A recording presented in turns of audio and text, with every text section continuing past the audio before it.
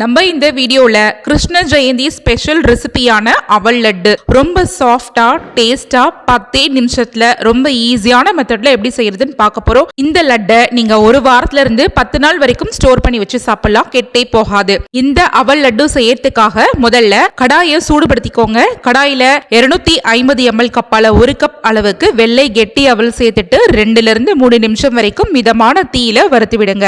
அதிக நேரம் வறுக்கணும்ன்றது அவசியம் கிடையாது. அவள் நல்ல சூடு ஏறணும். கையில தொட்டு பார்த்தோம்னா அவள் நல்ல சுள்ளுன்னு சுடணும். இப்ப பாருங்க, அவள் எப்படி விரல்களால எடுத்து நொறுக்கி பார்த்தோம்னா நல்ல மொறு மொறுன்னு நொறுங்கி வரணும். இதுதான் வறுபடக்கூடிய சரியான பதம். வறுபட்ட இந்த அவலை அப்படியே அகலமான ஒரு தட்டுல மாத்திட்டு இந்த மாதிரி கரண்டியால ஸ்ப்ரெட் பண்ணி விடுங்க. இது நல்லா முழுமையா சூடெல்லாம் குறைஞ்சி இந்த மாதிரி கை பொறுக்கிற சூடு வந்ததுக்கு அப்புறமா இந்த அவலை அப்படியே எடுத்து மிக்ஸி ஜார் கப்ல சேர்த்துட்டு இது கூட 2 முழு ஏலக்காயை சேர்த்துட்டு கொஞ்சம் கூட தண்ணீர் சேர்க்காம இது நல்ல கொரகொரப்பான பதத்துக்கு நல்லா இந்த மாதிரி கரகரப்பா அரைச்சு எடுத்துக்கோங்க.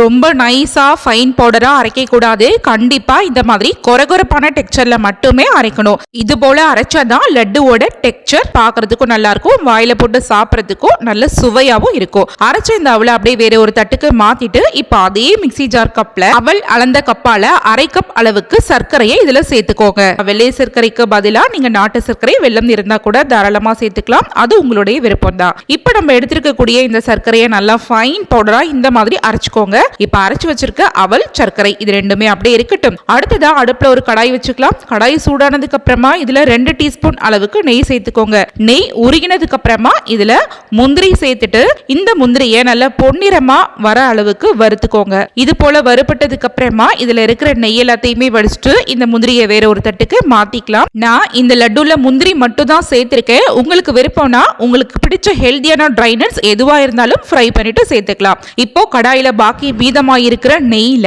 1/2 கப் அளவுக்கு ஃப்ரெஷ்ஷா துருவிய தேங்காய் துருவல் சேர்த்துட்டு இதையுமே இப்போ 2-3 நிமிஷம் வரைக்கும் நல்லா பொன்னிறமான கலர் வர அளவுக்கு வறுத்துக்கோங்க.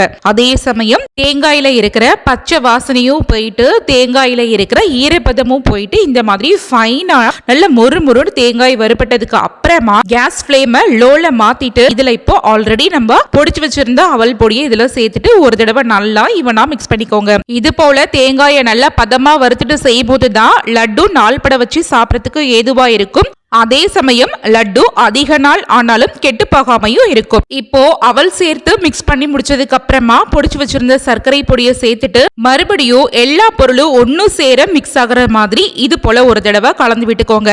அடுத்ததா சின்ன கப்ல 1 டேபிள் ஸ்பூன் தண்ணியில கொஞ்சமா எல்லோ ஃபுட் கலர் சேர்த்து மிக்ஸ் பண்ணிட்டு இதுல சேர்த்துக்கிறேன். இந்த கலர் சேர்க்கறது முற்றிலும் ஆப்ஷன் தான், உங்களுக்கு விருப்பம் இல்லைன்னா தாராளமா ஸ்கிப் பண்ணிக்கலாம். இப்போ கலர் சேர்த்ததுக்கு அப்புறமா 1 டீஸ்பூன் அளவுக்கு நெய் சேர்த்துட்டு மறுபடியும் ஒரு தடவை நல்லா ஈவனா மிக்ஸ் பண்ணி விடுங்க. நீங்க கலர் சேர்க்கறத தவிர்த்திருந்தீங்கன்னா நெய் மட்டும் சேர்த்துட்டு மிக்ஸ் பண்ணி விட்டுக்கோங்க. இப்போ நான் கலர் நெய் இது ரெண்டுமே சேர்த்துட்டு மிக்ஸ் பண்ணி விட்டு முடிச்சிருக்கேன். இந்த சமயத்துல இந்த கலவையோட டெக்ஸ்சர் பாத்தீங்கன்னா நல்லா உதிரியா அதே சமயம் கலர் ஒன்னும் சேராதது மாதிரி தான் இருக்கும். சோ 1/4 கப் அளவுக்கு திக்கா காய்ச்சி ஆற வச்ச பாலை இதுல சேர்த்துட்டு கேஸ் ஸ்டவை கம்ப்ளீட்டா ஸ்விட்ச் ஆஃப் பண்ணிடுங்க. இந்த கடாயில இருக்கிற சூட பயன்படுத்தியே ஒரு தடவை ஈவனா எல்லா பொருட்களையுமே ஒன்னு சேர மிக்ஸ் பண்ணி விட்டு முடிச்சதுக்கு அப்புறமா இந்த அவல் லட்டு மாவு நல்ல சாஃப்டா கிட்டத்தட்ட நல்ல மெதுன்னு சூப்பரான கன்சிஸ்டன்சிக்கு மாறி வந்திருக்கும். இந்த சமயம் ஃபைனலா ஆல்ரெடி ஃப்ரை பண்ணி வச்சிருக்க முந்திரியை சேர்த்துட்டு ஈவனா ஃபைனலா ஒரு தடவை மிக்ஸ் கொடுத்துட்டு முடிச்சிருங்க. இப்போ லட்டு மாவு ரெடி. இது இப்ப சூடா இருக்கும், அதனால அகலமான தட்டுல இதை அப்படியே டிரான்ஸ்ஃபர் பண்ணிட்டு நல்லா இந்த மாதிரி ஸ்ப்ரெட் பண்ணி விட்டுருங்க. இது முழுமையா சூடெல்லாம் குறைஞ்சிட்டு கை பொறுக்கிற சூடு வந்ததுக்கு அப்புறமா கையில கொஞ்சமா நெய்யை அப்ளை பண்ணிட்டு இது நம்ம சின்ன லட்டுகளா பிடிக்க ஆரம்பிச்சிடலாம். லட்டு பிடிக்கும் போது இந்த மாவு கையில கொஞ்சம் கூட பிசுபிசுன்னு ஒட்டாது. அதே சமயம் லட்டு பிடிக்கவும் ரொம்ப ஈஸியா இருக்கும். பாருங்க, ரொம்ப ஈஸியான மெத்தட்ல லட்டு அழகான ஷேப்புக்கு ரெடி ஆயிடுச்சு. இப்போ பாக்கி மீதமா இருக்கிற எல்லா மாவையுமே இந்த மாதிரி மீடியம் சைஸ் லட்டுகளா நம்ம உருண்டை பிடிச்சு எடுத்துக்கலாம். நான் எடுத்திருக்கக்கூடிய மெஷர்மெண்ட்டுக்கு எனக்கு இந்த அளவிலான லட்டுகள் கிடைச்சிருக்கு.